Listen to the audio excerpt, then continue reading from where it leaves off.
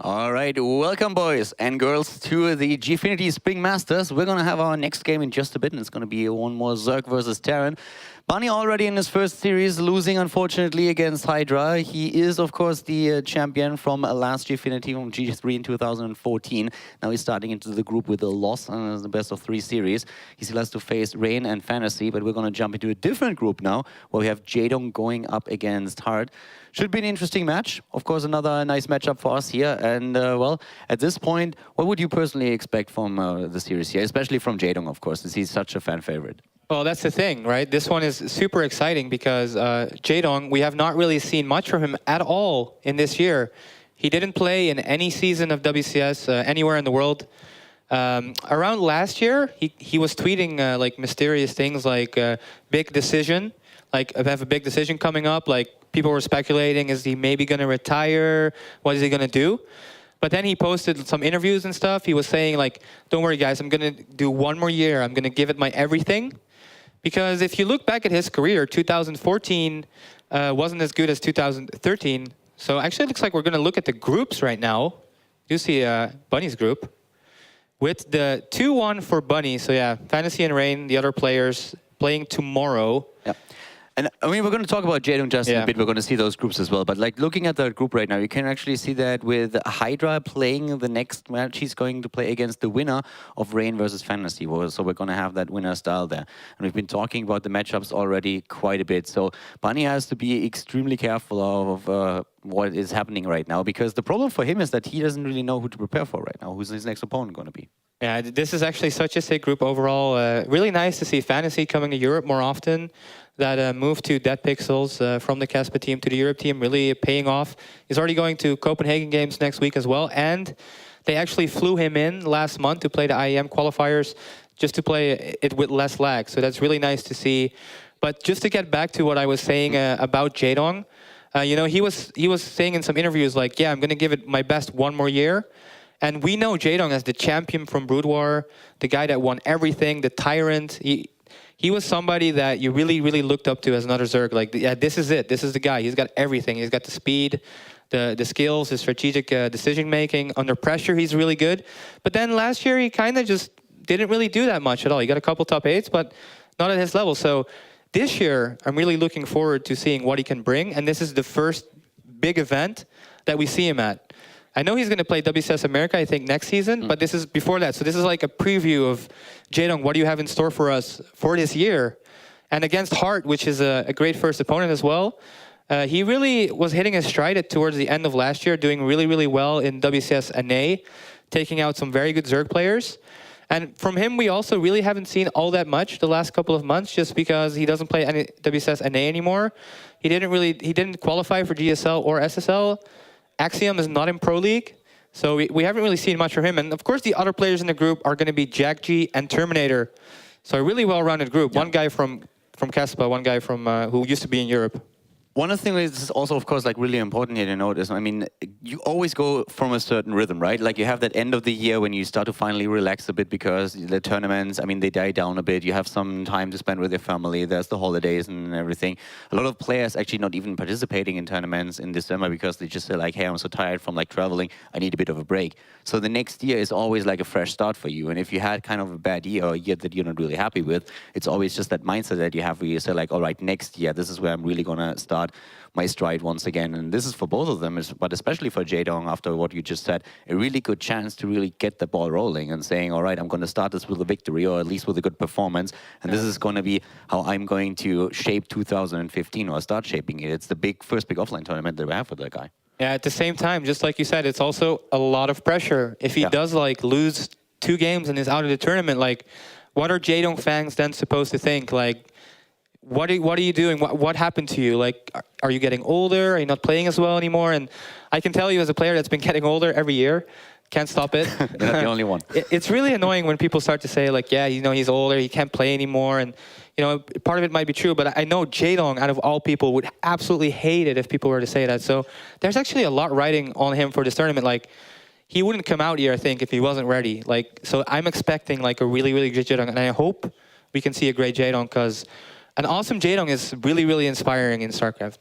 It's always also, of course, the question as a pro gamer in general, like how long can you really play and what do you do afterwards? We've seen a lot of players who just decided that for them it was the time to retire. I mean, one of the best examples of a player that really like turned it down a whole notch is, for example, Nesty. I mean, Nesty at the beginning was like the guy, the Zerg that you had out there amongst others then, but he had really that stride and like also that whole the whole aura around him. And now, of course, he's in a position where Nessie at some point said, okay, I'm just like getting too old for this. Jaedong, on the other hand, he really wants to still like take this year, and there we have him already. Hart apparently had some trouble setting his gear up. Interesting bracelet that he has there. Yeah, fancy actually. And wearing the cap, which I think he already was doing last year. And the nice representing Axiom with the sweater. So yeah, like you said, Jaedong only 25 though, I think, or 24 maybe even. Yeah, he was born in 1990. We should know those things, but yeah, he's still pretty young. So I think he still has a lot in him. So he definitely doesn't want to retire yet. And if you look at the two players, like Hart, of course, great player, everybody respects him. But Jaedong, you kind of expect him to just roll him here. So I thought about it for a second, and he's 25. Was born on the 9th of January in 1990. Ah, okay. We was somewhere back in there. You to find. Yeah, so he's of course like a lot younger than the example that I brought earlier with Nesty, but it's still like the thing that you have, like when do you stop, and do you stop at the peak? Because we all know how it's always like sad, not only in esports but also in sports, when you have like just some athlete that really had his peak and then just doesn't want to give up and just starts to play worse and worse every single year and just kind of lets his whole legacy fall apart. I mean, we know all that from soccer. For me personally, in Germany, it was like Lothar Matthäus. That guy quit about 10 years too late. And I hope that doesn't happen to any of the esports idols that we have there.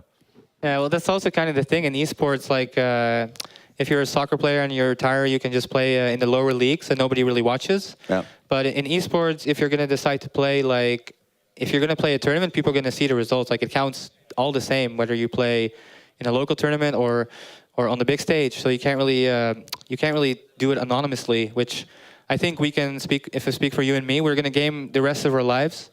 Probably most of these guys feel the same way, but how long you can do it competitively is really something that's going to be something we're going to see in the next 10 years, because now the old pro gamers are getting older and people are going to try it for longer, whereas like 10, 15 years ago, it was like, yeah, I need to move on with life because there's no future in esports jobs or whatever, but now these people can just move on and keep playing, so be interesting to see. And yeah, Nesty is an interesting example because he actually won the GSL 3 times when he was like 29. Yeah, which is one of the oldest players ever, so it is actually possible. That's actually like a really good point right now, bringing up that he was that successful while being older as the players that we talk about right now, because for them it's really about just like finding their motivation again. I feel for a lot of players it's a big problem when you have like a year or two in a row where you don't really achieve a whole lot, that you suddenly start to fall into like that slump where you don't get out of it, where it's more of a psychological problem than anything else. And I don't think that we're seeing somebody like Jaedong in that position right now, but it's of course always some risk that you run if you don't really like achieve those goals that you set for yourself. And him saying, hey, this is going to be my year, this is going to be where I'm really going to make another impact. It's important for him to maybe not win the tournament here, but to at least have like a performance that he can be happy with. Yeah, if a guy like Jaedong says something like that, that means something. Like that, those words really matter. So I think he's been practicing really hard. I think he's motivated, and I think he's going to show it here today for sure. And with Hart, I mean, I personally really like the style of this guy. At the beginning, when we had him in the GSL, he was always like this cheesing Terran player, and for a long time, he really had just like that reputation. And then he just started to completely tear it up to like really get those macro games going. And in Korea, him joining Axiom, like doing all those things, it was really something where you could see him evolve. It was very similar to what happened at the beginning with Morrow, for example, a player that was just known on ladder for his cheesing, how he made an impact at first in the scene, and he became just like the best Terran player out there.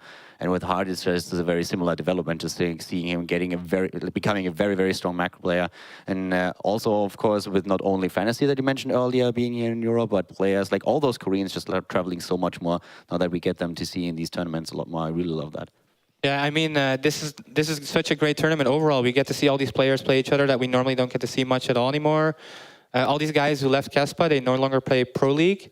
And also for Team Axiom, for Total Biscuit, this is pretty much a big showing for Hart. Like we need to see some results coming out of the Axiom house as well. I know the players are doing very well. MMA has been in the Axiom house, and MMA just got to the semifinals of GSL. and showed off some really sick TVT baiting out innovation. So if Hart has been practicing with MMA, then he's probably in really good shape because he can learn a lot from MMA. And we'll have to see if he has anything special prepared, because with Hart, you never know. Yeah, and we actually have the maps right now, as you can see on screen here. So we have the maps that are being played here are Deadwing, Overgrowth, and Vani Research Station, probably not in that order.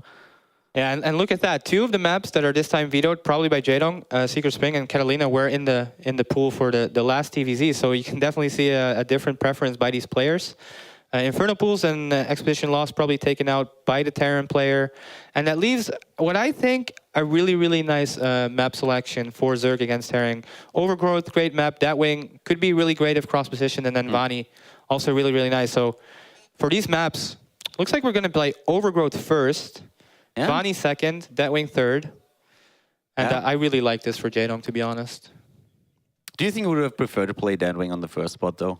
I mean, like having it as a deciding map is always nice, but with the other two, I mean, I guess in the end it doesn't really matter. But if you have like a big map like that and you get the cross position spot and start with that into a series, that is a really nice start. Cross pause Deadwing, but it could also be vertical, so it could go either way. Like it could be nice, it could be really bad. Overgrowth is really solid. On Overgrowth, I really like the 4th base is so far tucked behind that if Terran wants to go pressure it, he usually gets slammed against the wall in that corridor that's leading up to the fort. So I really like it for Zerg. And it's also really good standard maps. Like probably Jaedong's not going to look to do anything crazy. It's going to be like Mutiling Bane is really good for these maps. Does it ever matter to you if you're going to a best-of-3 series that you start with a certain map or have you a certain map last, where you just like have that thought of, okay, maybe I like getting it out of the way immediately? Does it really matter to you? Just say like it doesn't care at all. I definitely prefer starting on a meta with a win. So I like a good Zerg map for definitely first. Well, as the game starts here with our best-of-3 series, we're having Jaedong going up against Hart, and down to the bottom left, it is the Zerg player in blue, EG. So Jaedong trying, of course, to make an impression here in 2015 at this event. All the way up to the top right of the map, we're having the Axiom player. It is the Terran player, Hart. And this should be another great Terran versus Zerg here. Overgrowth being our first map. One Research Station, map number 2, and then if need be, we're gonna see the conclusion of the series on Deadwing. And well, let's find out who's gonna take it here. I'm pretty excited about Jaedong in this. I mean, I don't want to for Hart, of course, also a great Terran player, but Jaedong is just like one of those fan favorites that is always kind of special having someone like him in a game. Just being in the game right now, seeing the EG G-Day at the top, is really awesome, because I haven't seen him play in so long. I used to be such a big Jaedong fanboy. Of course, I meant JD, but I'm Dutch, so sometimes I make mistakes. But looks like he will go for the hatch first, and Hart going for what looks like to be a Reaper build. So nothing crazy out of Hart. I mean, for Jaedong right now, actually, like, if you would name one of the 2 players where you say, okay, he has something special prepared for one of the maps, which one do you think is going to be? Which map? Which player? Either one of them. Which is the player who you think has maybe like gambled on a certain playing a certain map and trying to take a chance here? I think definitely Hart. Like, he's the guy that used to go to MLG and just 1-1-1 everybody in TVP. So yeah, he used to be known as a super cheeser. But I think him starting on this map also with a Reaper expand also kind of shows like, yeah, I'm confident, you know? This is a good map for Zerg, but, you know, I'm not afraid of you. I'm not going to 11-11 you. I'm just going to start off with a macro game and kind of feel out where you are at compared to me, which is really nice to see from Hart. I think he might be way more prepared for just a standard game than we might think. Yeah, with Hart, it was always that thing that he kind of does what you need to. He kind of does what you need to win. I mean, back in the days when he could really just like cheese his way to victory, that's what he did when he just like said, okay, I'm going to take a nice and easy win here. I'm going to surprise my opponent, take him down. And then when everybody kind of figured him out and knew about his openings, he just like said, like, guys, I'm not only about like the cheese here. I can play long macro games. He showed that several times, performed really well in tournaments, and kind of earned the respect of everybody out there that was thinking that he might just be a one-trick pony, which he's definitely not. Jaedong, on the other hand, a very, very solid player. Of course, guys, you can also vote for the two players on Twitter here and just tweet at Gfinity and use the player hashtags for the votes here to get a bit of an idea who is currently the fan favorite in this series right now. Keep in mind, this is also the first game for both of them in the group. You're looking at Group D now with Hard, Jaedong, Terminator, and Jakji. So once again, the situation where Hard has to play every single match up once, since there are two Terran players in the map. Jaedong, on the other hand, will have to face two Terrans, so he probably prepared for this matchup in particular the most. Yeah, which is probably good because we did see him towards the end of last year lose a couple of ZVTs. He wasn't looking too strong in this matchup in particular. Well, it used to be historically always his strong point before that. So nice that he got to practice it a little bit more than ZVP. And so far, nothing too much special is going on. JD did make those 6 links, but the Reaper, just 1 Reaper in this game. And 2 barracks, 2 Marines. Big shout out to Pomi here, by the way, and also to our observer for getting to send himself busy. We kind of want to like put the highlight on that once again. It's probably the only time that he's going to screw up this weekend, so we kind of need to exploit that as much as we can. And of course, a big shout out to our Russian viewers there as well. So in this case now, we're having the 3rd base at this time at the bottom right for Jaedong already, with the speed kicking in. That Reba is suddenly on the... Oh, actually, he's not. I was just about to say that he's going to be extinct in a few seconds, but nope, the Hellions coming in, helping the buddy out there. So for now, it's once again that old game where you as a Terran player just try to, first of all, put some pressure on the 3rd base. You try to put the creeps back just on hold, at least for now. And we saw in the last game between Bunny and his opponent, we saw what can really happen if you allow the Zerg player to get those queens out on the map and just like spread creep tumors everywhere. It's absolutely insane. The map control alone is incredible. Yeah, you're right, but looks like in this game, actually, Hart might be interested in something totally different. He's already got that armory down, and he's sending down 4 Marines, and there comes the Hellbrat transition, so he's definitely looking to just cancel out this 3rd base before it even gets up. He will get an Overlord kill as well. Oh. And what does Jaedong really have? 2 links, 10 on the way. He does have 4 queens. And he loses the Overlords, so now suddenly he's supply blocked, or he was. He has the queens there, but he might not be able to save this. Losing that Overlord, and especially this moment in time, was really bad for him. He had 1 in production, but that Overlord just came into play after the initial Overlord got taken out. So Jaedong supply blocked for a long, long time here. Couldn't really do anything about it, and that means he couldn't get any units out there. Suddenly there's all those Marines, and we have the Hellbats once more. Can he maybe take that base down? If he could move in right now with the army that he has and kill that 3rd base, that would be incredible for Hard. And look at Jaedong here, moving Lings around the back, but so far, Hard doesn't want to push in, it seems, and these queens are just building up energy as well. So it looks like Jaedong now has a ton of Lings on. There we go, Hard goes in, the first queen gets the transfuse, 1 does go down. It's just queens, where are the Lings? Yeah, the queens are running, the Lings are not there. The Lings are actually moving back, trying to go for the counter-aggression there, but trying to defend first now. Jaedong under a lot of pressure there, and Hard is moving in, taking queen after queen, going for the next one. Boom, the next queen dies, only 2 are still alive. The Zerglings tickling in and 1 by 1, not doing anything here. Hard about to maybe even crush Jaedong this early in the game. The 3rd base of Jaedong is by now mining, but he still doesn't find an answer against those Hellbats. The Hellbats moving in against the next queen, taking another one down in just a second. We have Marines moving in with this as well, supplying a bit of range pressure here. Another queen suddenly popping out from the main base, more Zerglings moving in, and maybe finally Jaedong able to put a stop to this onslaught, but he suffered so many losses already, down to 55 overall supply, and Hard is taking down even more Zerglings here. Just look at that, 6 queens taken out. Oh, 78 Zerglings taken down, and behind this, Hard has already got his 3rd base established. He's taken a worker lead. There are still Hellbats on the map. I can't believe how much damage it did. If you compare this to what we saw in Hydra against Bunny, oh yeah, this is what you expect to see from an unexpected, unscouted Hellbat push. And those Marines proved to be so strong with those Hellbats. I mean, Jaedong just took a pounding in that last one. The problem, of course, also being... Oh, well, the good side on during all of this is probably that Jaedong didn't lose any workers. He lost 2 workers, so that was a pretty big deal. I mean, Hard did a lot of damage. We talked about the 6 queens going down, the 78 Zerglings being annihilated, but at least he kept his economy alive. Right, but if you look at the overlay, it seems like it's the wrong side, because Hard has 60 workers and Jaedong only 45. But now we'll go into the natural with his big Zergling run by. This is his chance to equal the worker count just a little bit, but I don't think it's really going to get... Oh, he does get about 8. That's quite good, actually. And now he also does scout its mech, so he has a Bailing Nest and a Spire on the way, but it's mech with +2 armor weapons upgrade already on the way. And more nice attack at the 3rd base now. Overlord goes down, takes down the turret just a bit too late. The Hellions are there, though. taking the Zerglings on. And we have 90 supply for Hart against the 71 of Jaedong. God, Jaedong is in such a bad spot now. And the scary thing with mech is that inevitably it's going to be a big death ball of just tanks and Thors and Hellbats. And Jaedong was so far behind in economy that against that kind of push, it might be really hard to just scramble enough units together to actually be able to stop it. Yeah, Hart definitely set himself up for a really nice opportunity there. And we're having Jaedong trying to counter that as fast as he can with the speed now coming into play for the Roaches. We're having also Mutalisks being built. And with those Mutalisks, he might be able to just like stall for time a bit and maybe try to go for that third base, maybe into the main, just like sniping a few of the SCVs and trying to force his opponent back. But of course, once he gets into range of those Thors, it's lights out for the Mutalisks. There won't be a huge Mutalisk count that he can rely upon. So he needs to try and be sneaky about this, maybe take a few of the SCVs down that are trying to mine gas.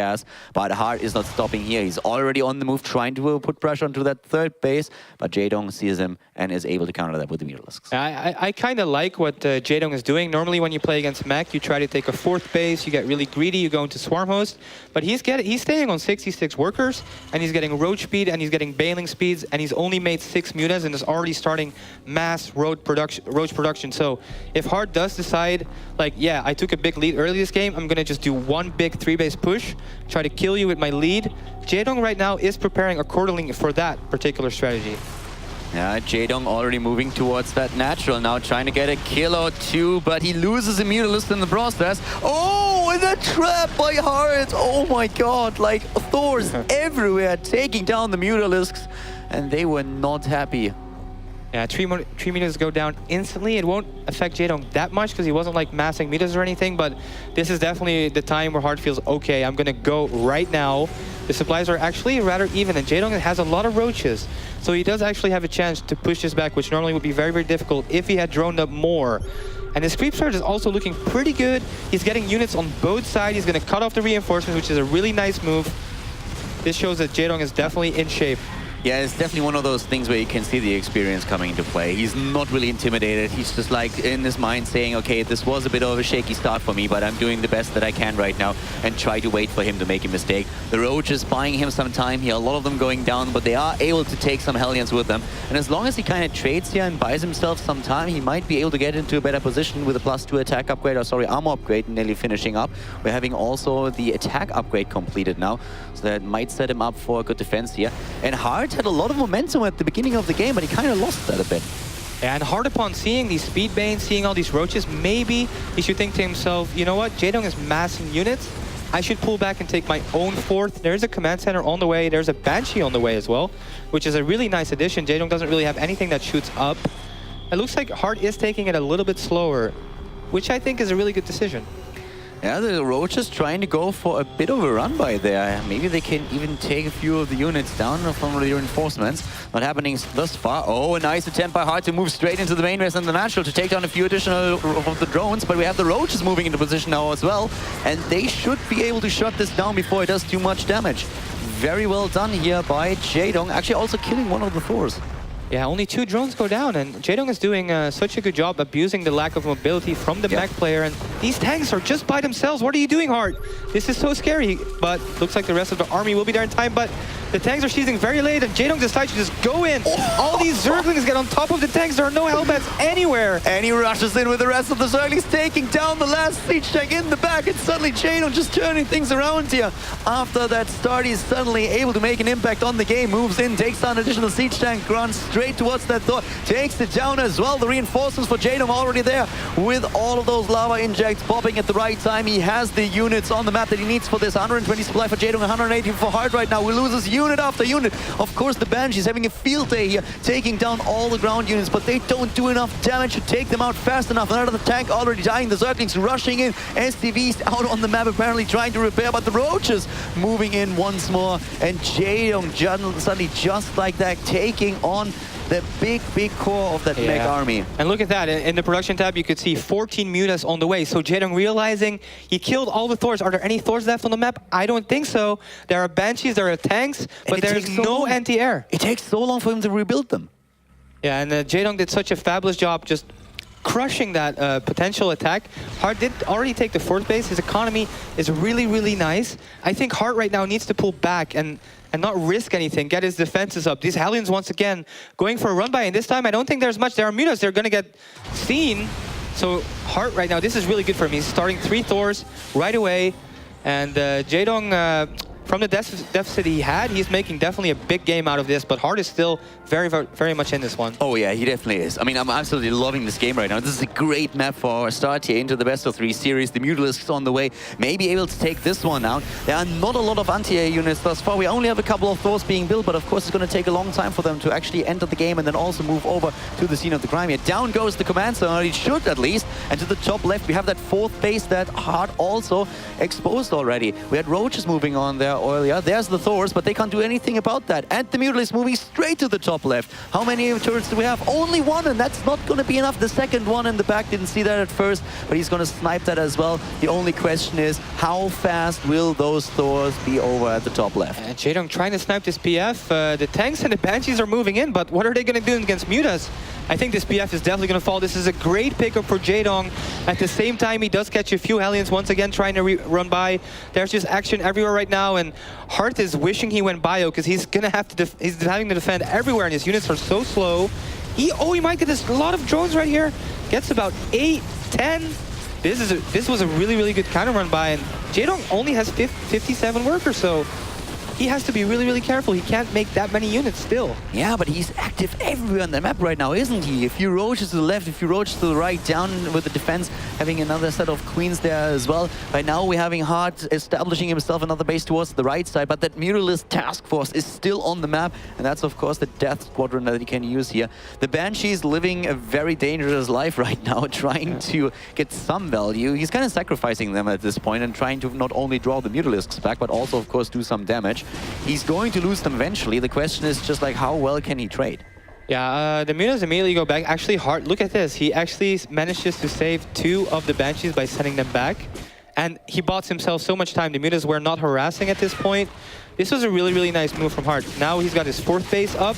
And if you look at the supply, Hart right now is maxed out. And for some reason, he has 85 workers, which normally that's what Zerg wants. This is like a reverse game.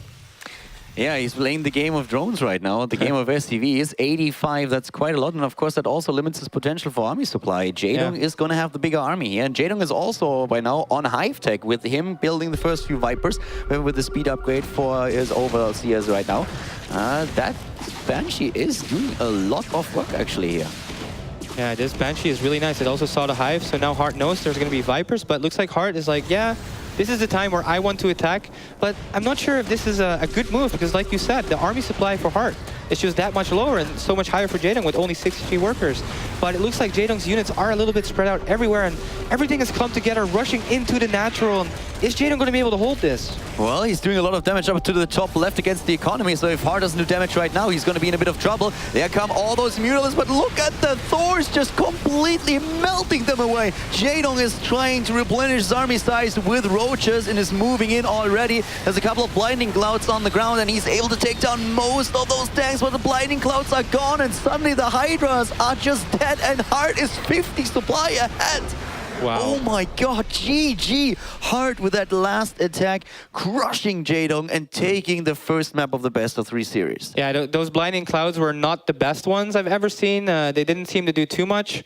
And Jaedong, even though he was attacking everywhere there and doing a really good job after losing that much in the early stage of the game, Hart just with that final punishing blow right in the heart of Jaedong's base, and he just wasn't ready. You could see him scramble everywhere to get units and do counter damage, but his unit composition overall, for that army, it just wasn't right. There were too many Thors against that many Mutalisks, and there was Roach Hydra. He sacked them. He just like moved them straight into the Thors, and the Thors just turned around once, and every Thor with oneself, and suddenly the Mutalisks were all gone. Didn't do anything. Yeah, that game, I think, it just shows that you kind of need swarm hosts against that kind of army. Like, the Roach Hydra can be really useful if the Vipers are being used extremely well. But when the Terran puts the pressure onto you like that, and you have to make the decisions really quick, like, what do I do with the Vipers? Okay, I'll drop 2 Blinding Clouds, and they're not like the money ones you're looking for. It just becomes so hard. Like, the Roach Hydra just melts, the Mutas melted, and that that was it. Why do you think he didn't go for some swarm host? Because he could have. He had the economy, he had the tech up, so he made that choice, of course, to especially after he was successful with that one defense, going into a massive amount of Mutalisks, but he still had all the time in the world to go for a transition and at least add some swarm host to it. Why do you think he decided against it? Well, I think he might have been stuck in like this mindset because Hart was posturing so much in the middle of the map, like I'm going to attack you, I'm going to attack you, and then Jaedong was behind, so he felt like he needed Roach Bane, which was initially a great choice. But after that, you're right. He should have probably made like 10 swarm hosts at least to push that Terran army back, because Hart was able to move around so much for free. He took the base on the top left, then that one, he lost that one, and he switched to the other side of the map. If there are locusts somewhere, then Terran doesn't have that much freedom to just do what he wants. So it would have been much better to play, I think, a couple of swarm hosts. But Jaedong, I can understand, like when you lose that many queens and lings early, and the Terran is that far ahead, and you're in this mindset where like, okay, I have to defend. It's kind of easy to get stuck and keep making units. And he was doing a lot of damage with them.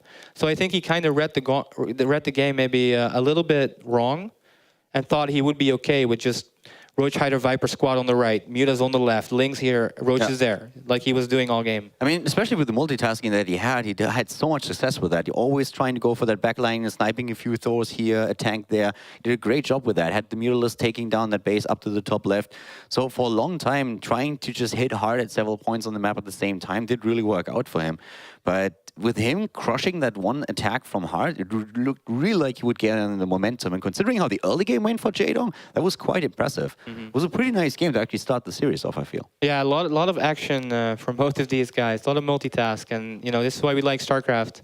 None of that turtle swarm host, turtle mech play that is the other option you can go for in this matchup. Definitely lots of action. And the second map is going to be Expedition Lost. And this is, once again, a great map for those counterattacks and non-stop aggression. So the one thing that you could also see at the end of the game was that Hart actually started to smile into the camera because you knew that that was a pretty clutch game there, and he was pretty relieved when he won that and when Jaedong tapped out. So you could really see the relief. At the beginning of the match, of course, everything went in his favor, and he suddenly probably thought that he could maybe end that real quickly against Jaedong. And I feel he got very, very much pressured and maybe even panicked a bit in the mid-game there.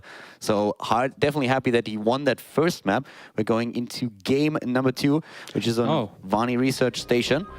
And, well, down to the bottom of the map, we are having our Terran play with the 1-0 lead in the best-of-3 series. It is, of course, Hart for Team Axiom. He's playing a Terran versus Zerg here against the opponent in blue, starting all the way up to the top of the map. It is for EG, Jaedong. And it looks like the second map is actually Gfinity Research. So not that great for counter-attacks, this one. This is like a really straight-up big macro game where the paths to each other's base is pretty open, and there's not a lot of run-by you can do. You can do a little bit. The one thing about this map that's really good for Zerg is the natural is so far away from like the 3rd and the 4th, so mutas are super, super strong on this map. And that is... Actually, I really hope that is something we're going to see here, because I absolutely love Jaedong's Mutalisk play. I love to see that. And for Hart right now, I mean, he must be in a pretty happy spot considering that he won the first game like this. Keep in mind that the last one that we're going to have is, if it's going to be an option for, it's going to be Deadwing.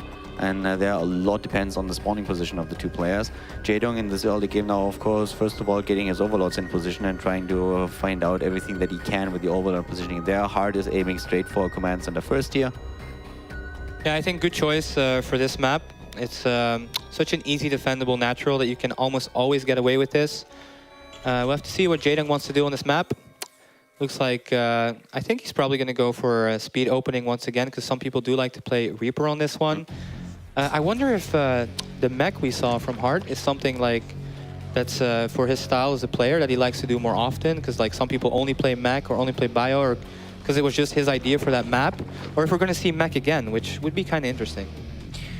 I would really like to see that, to be honest, because I want to see how... well, for me, it's personally like two things. First of all, I would really like to see a bit more Mutalisk. I kind of enjoy that because you have like this hit squad that you have out on the map, and you can do a lot with it. And of course, there's always the danger of you running into Widow Mines, running into Thors. You have to really keep your eyes on the Mutalisk and make sure that you get the best value out of them. At the same time, if Hart goes into something like mech style, I'll be completely happy with that too, because I want to see how Jaedong adapts to it. If he this time goes for maybe Swarm Host, or if he sticks just like with another multi-task game where he says like, all right, I'm going to abuse the immobility of mech and I'm going to try and just hit my opponent at several points of the map at the same time to spread him thin. Yeah, I think the better choice would definitely be Swarmos on this map. We've seen a lot of mech games on this map in Pro League, for example, where it ends up being with the Terran on 5 bases, just waiting to starve out the Zerg with the mass Ravens and the mass tanks. And we've seen some great games from SkyEye like that. And this is actually one of those maps where that's a pretty good style for Terran to play. Those bases are pretty easy to take, and it's really hard to attack on multiple places on this map, except for Mutalisks, which of course Thors are great against. It's a pretty thin corridor that you have there, so that definitely plays into that. But we do see Hart going for the factory, so nothing crazy greedy like 3cc before any gas, and Jaedong getting his speed and leaving one worker on the gas, so he still has the option to do anything from here. He could play a fast lair like Hydra really like to do, or he could go for a fast third base. Looks like this is just going to be a little bit of a slow game into a massive macro game later on. Hydra showed us that style in every single map that he played so far against Terran play at this tournament, just like always sticking it out with the 2 bases at the beginning of the match, going straight into the faster lair tech and then adding Mutalisk so that he gets a bit of map control there, which of course played to a few of the maps as well, no doubt about that, but it seems to be really the style that he prefers. Jaedong on the other hand, he mixed it up so far just a bit. We're having at the same time now the Starport coming into play for Hart with the double gas that he already took here. So doesn't go into a third base right off the bat, but instead plays it here with this tech option. Right, and this starport is actually a pretty aggressive starport. There's no third CC, there's 2 gases.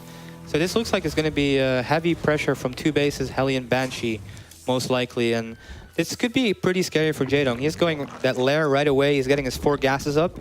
So initially this is great, because you'll have a really fast Overseer against those Banshees. But at the same time, Hellions and Banshees, or even Hellbats and Banshees are really good in combination together. But it looks like actually the Stim is on the way and there's a Viking. So this is a very strange build. I've not really seen this variation of things before. We'll see what he wants to do from here. Yeah, you actually don't see Terran players rushing out that Viking all the time to just like limit vision here. In this case, I mean, he can take down, I think, at least 2 Overlords, might be able to get a 3rd one as well. So that might supply block Jaedong, who's actually at this point supply block just for a couple of seconds, but taking down the Overlord would already be a good start into the game. But you don't see that fast take into that all the time. We're having the Queens now doing exactly the thing that we talked about earlier, getting that early creep spread, so you not only get that early warning system against any kind of incoming attack with like Hellions, Reapers or whatnot, but at the same time, of course, also giving you a bit of map control. And there's already our Viking hard at work. Yeah, and double eBay and a 3rd command center behind it, but the Stim is so quick. Like, this is not something you usually see. The Viking is pretty common, but normally you see the 3rd CC before you see Stim, and I'm not sure I like this that much, because he's not going to really have any units to Stim. So what's he going to use it for? But this Viking will get a couple of kills, and on the other side of the map, Jaedong actually is going for 2-base Spire, so looks like he's taking a page from Hydra's book here. Yeah, and Jaedong at least identified the double engineering bay that we had there and sent that Overlord upon realizing there is a Viking on the map immediately into the main base, since he realized, well, I'm going to lose it anyways. I might as well try and get as much scouting information out of it as I can. He also prepared with additional Overlords and therefore didn't even get supply blocked. So the Viking, of course, taking down or away a bit of the vision, still patrolling on the map there. And we have 1 Zergling still scouting for Jaedong here. And look at this, actually a little bit of a variation once again, a 4 Hellion drop, and Jaedong doesn't really, oh, there's a Zerglings and Balings, he spotted it so early, and this is gonna do absolutely nothing actually. Nice reaction by Jaedong. But it's also pretty nice to actually see that from Hart, trying to throw a bit of a curveball there and trying to mislead Jaedong a bit and then still utilizing those Hellions that he has on the map together with that medevac. But Hart at this point is currently, as is Jaedong, roughly at 50 workers. We're having, for the Terran player, those 2 engineering bays already at work. We're seeing the +1/+1 attack upgrade and armor upgrade started. We're having, for Jaedong, a pretty nice defense at the top together with his Banelings and Zerglings. And still trying to just get that control with the creep spread. Has his 3rd base up by now. So a bit of a slower paced game compared to what we see on the first map. Yeah, Hart just going for a big macro play. He does have Stim now and the medevac, so he's going to look to do some pressure out onto the map. But as is Jaedong, as the first 8 mutas are out, and he's going to be in Hart's base before even Hart is going to do anything at all. Yeah, and we also get a result here from the second stage where Rogue apparently took down MC without even dropping a map. So a very good start into the tournament for him. In here, the Zerg player is starting to fight for his life in the first best of 3, taking down a few of the Marines and SCVs, trying to snipe that Viking as well, but doesn't get it, loses the Mutalisk in the process, and needs to move away. Jaedong with a quick poke gets a bit of value out of this, but unfortunately for him, was not able to kill that Viking, which would have made it a pretty decent trade for him. Yeah, and even though these Mutas didn't do that much, if you look at Hart's army, it's still in his base, so he's not really done anything at all. And Jaedong kind of with full map control. Hart's going to have to defend, he has to stim here, he has to make a bunker, he has to do all these things, and this just gives Jaedong so much room. He's at 72 workers now, he's had so much time to get his production going, to get his upgrades going. His creep spread is going. It could be maybe a little bit better, but it's still pretty good. It's almost halfway across the map. I think he only does have one queen spreading creep, that's why it might be a little bit slower, but everything's looking really great for Jaedong this game, and I'm really happy we see a bio against Mutaling Bane game in this one. Yeah, the Queen definitely a bit overworked here. Should get erased, trying his best to just get that creep across the map a bit faster, especially towards the right side, so that he can see drops coming in a bit earlier. At this point, we're having a Hard already moving out on the map. And that was one of the things that Jaedong completely shut down in the earlier stages with the Mutalisk, just like applying a bit of pressure and poking every now and then. So for Hard, it was very, very risky to do that. Now we have Hellbats, we have Marines starting to move up here to the top. And that one Viking is, of course, still great for zoning. You always have that huge range that you can exploit, and once the Zerg player tries to shut it down, then you still have a few Marines ready. And at the same time as Hard starts the attack to the left, there is a drop at the third base. So very well done. Hard trying to spread Jaedong out now. Yeah, this is really sick play. I don't think he could have done much at the fourth, but he uses the time to clear up the creep and to drop the natural. So really, really nice. I think if Hard pulls back right now, look, this is still not cleaned up.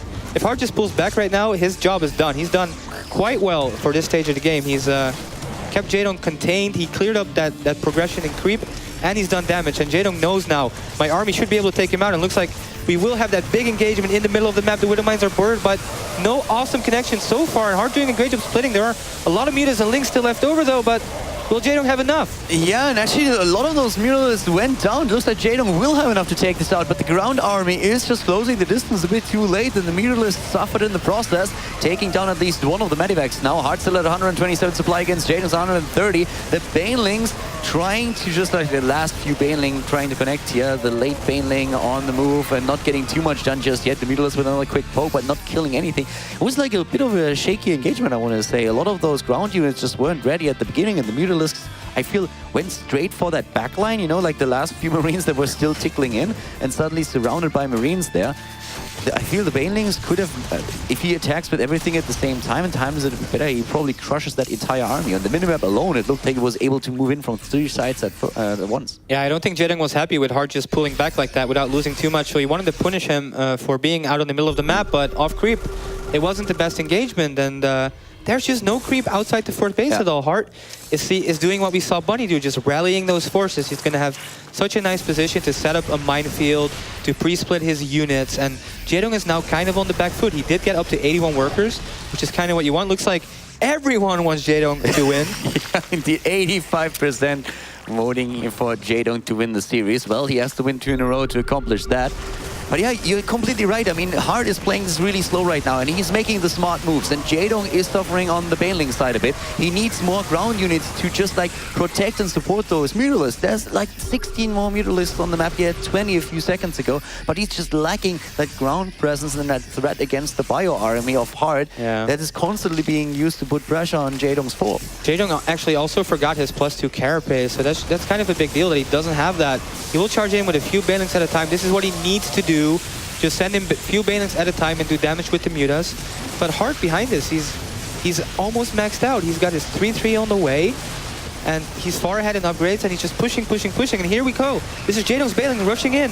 Hard splitting behind creep, and not much is getting done at all. And Yeah. what does Jaedong even have left? There's nothing on the ground. There is just no support for those Mutalisks. The Mutalisk amount is exactly what he needs. He was up at 20, but if you don't have the Banelings and the Zerglings to just cover them and make sure that there's so much pressure on the Marines that they can't turn around and rip those Mutalisks to shreds, then you are in trouble. That's exactly what's happening there. Jaedong is down in supply at 155 against Hearts, 176, and the Terran player with his 3 bases is nearly on 3-3 upgrades right now and still moving those units cross map. Yeah, and Jaedong lost his 4th. What does he really have going for himself right now? He's trying to amass new Banelings, but Heart's production is just so good. How is Jaedong ever going to overcome this kind of Terran play with only 3 bases? And I don't think the main and natural even have that much money left at this point in the game.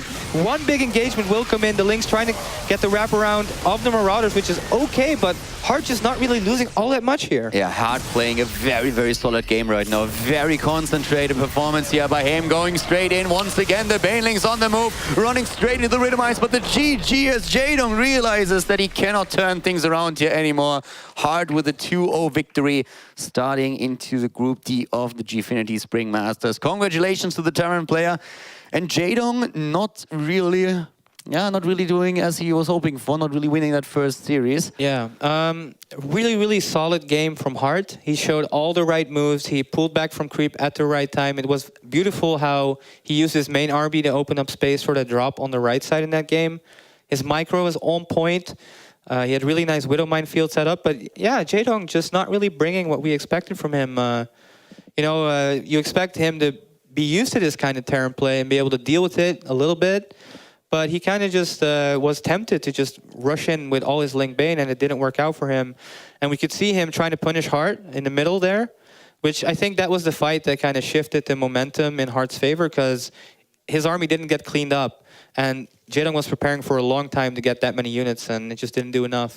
Yeah, the fight looked at times a little bit awkward. I mean, Jaedong, you could really see it on the minimap. He had 3 parts of his army completely split, and he was trying to completely just take Hart down, shut off his retreat, and completely take him apart. And Hart moving back at this point, you could see that Jaedong was like reaching for the army, but couldn't really get the hold there. And suddenly the Marines were so spread out, the Mutalisk flying a bit too far in, taking a lot of hits from the Marines. He lost a lot of his air army. And also later on with the engagement that he was taking at his 4th base when he was trying to defend it, he just never really had that support on the ground that really put so much pressure on the Marines that they couldn't shoot anymore. He had the Mutalisk numbers, but I think it was a bit of a lava problem at some point as well. Yeah, it might have been a larva problem or just the economical damage he suffered at the natural. It was just a really rough game for him, and I couldn't really see any mistakes in Hart's play as well. Like, I was watching the supply counter, and he wasn't getting supply blocked. He was doing everything well. He had a really nice mix of Marauders at the front, which is really hard to engage. Just, I think more so than Jaedong failing, it was also a super performance from Hart. He didn't really make any mistakes at all. It was just a great game by him as well. Definitely. He did really, really well in this game. And it wasn't even, like, this was a bit more one-sided than the first game that we saw, where definitely both of them were like trying to fight for that victory, and we had a lot of back and forth action on map number 1. But in the second game, Hart definitely pulling all the stops. This is it, of course, for today, but tomorrow we're going to continue with the Gfinity Spring Masters. As you can see here on the main stage, we're going to focus a lot on Group A with True versus Parting, starting as off at 10 AM GMT, which is, of course, London time. So this is going to be pretty exciting. Like, the groups that we have at the tournament are absolutely amazing. And later on in the day, we're going to focus here on the main stage on a Group B with Soulkey versus Saskri. This is going to be great. I mean, the matches in general, like the groups that we have here, we are starting, of course, as you can see, with the A group. We also have like 2 of the foreigners, Snoot and Targa, fighting for it. This is a group with a lot of Zerg players. True, Targa, and Snoot fighting there. For Group B, we have also 3 Zerg players. And we already saw earlier the result from Rogue against MC. MC apparently not even winning a single map there. So for him, a bit tricky. Yeah, it's crazy to see someone like Parting, who we just saw play the GSL final against Life, now here in England, getting to compete against 2 of the very best European Zergs, which I'm personally super excited to see how Snoot's style in particular, with the Swarm hosts that are still not fixed yet. They're going to be changed in like 2 weeks' time. But right now, they're still the old Swarm hosts. So we have to see how well Snoot could possibly do against Parting if he gets to play him, if he beats Targa. And also Targa, which I feel is kind of a dark horse in any, well, maybe not this tournament because of the insane level, but he's a super good player. Like, if you play him on the ladder, you get Targa, you know, like, oh, this is going to be such a hard match. This guy is so good. And it's really, I've been kind of personally waiting for his breakout performance, which just hasn't really happened yet. So I hope it happens soon, and maybe he can surprise some people here. And with True as well in that group, like True has a history of losing to Snoot, actually. I think he lost to him at IEM and a few other things. So that group, it's looking pretty okay for the foreigners' chances. And of course, it would be awesome for the tournament if a foreigner can do well. Yeah, and with the foreigner, of course, we're also going to focus a bit on Bunny's performance tomorrow. I'm going to see if he still is going to be able to make it out of the group. And then here in Group D, we're still having Jaedong and Hard fighting as well. So that's what we're going to start with tomorrow with those games. And I think that concludes it for the day. So, well, the one thing that I still wanted to point out is that, of course, like a few other games that we're also going to see, we've been talking about the rest of the group here. And the two players that we still have in the group of Jaedong and Hard are going to be Jagji and Terminator. And especially with Jagji, I'm really looking forward to the Terran versus Terran that we're going to have there. Yeah, Jagji always been known for his sick TVT. Jagji also a player that we saw so much of in the last 2 years when he was in the MYI house in Europe. And then Terminator, he just qualified for SSL, beating Hero in the final. So he's in great shape as well. Yeah. So expect great games from those guys tomorrow. It's an absolutely sick lineup that we have here. So we're starting at 10 a.m. London time. So guys, get ready for that. And this is it for the day. I hope you got a bit of an idea what you can expect at the weekend here at the Gfinity Spring Masters. And we're going to see you guys tomorrow with more StarCraft action. See you guys then and have a great night.